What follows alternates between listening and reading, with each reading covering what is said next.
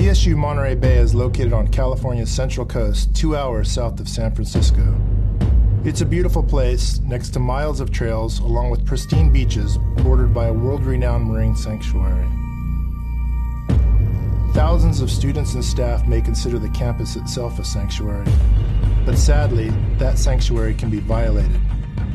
This beautiful campus could become the backdrop of a scene that happens all too often across this country.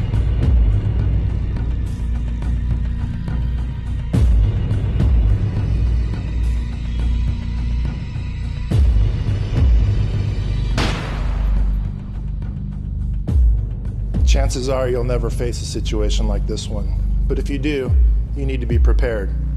I'm Chief Earl Lawson with the California State University Monterey Bay Police Department. The members of UPD have prepared this video to help improve your chances of surviving an active shooter incident. CSU Monterey Bay's police department trains countless hours to be prepared for emergency situations such as this. Our number one priority is to keep you safe. Make no mistake, you can survive an active shooter incident by remembering 3 important steps: run, hide, fight.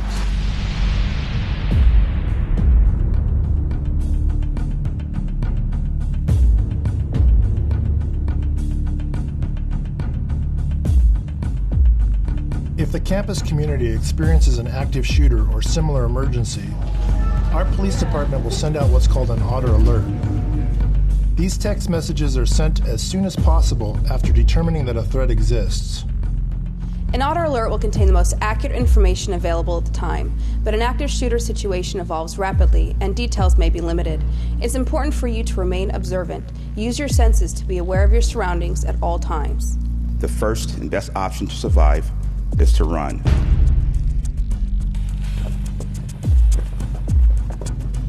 Get as far away as you can.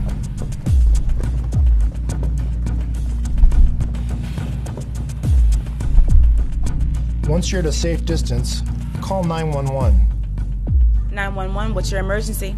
Make sure you tell the 911 operator, who is located at the Monterey County's Dispatch Communication Center, that you are on the CSUMB campus.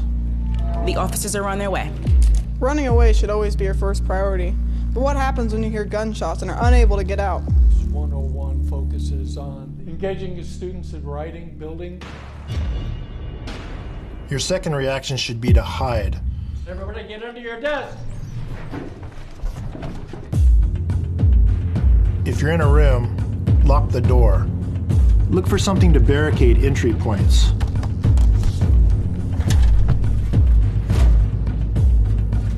Turn off lights. Silence your cell phone. The idea is to make it as hard as possible for the shooter to see you, find you, or get to you. The alert says the shooter's in the building. And always spread out, don't huddle together. That creates one easy target. If running isn't an option and hiding isn't an option, there's one last reaction you should consider if confronted by the shooter: fight.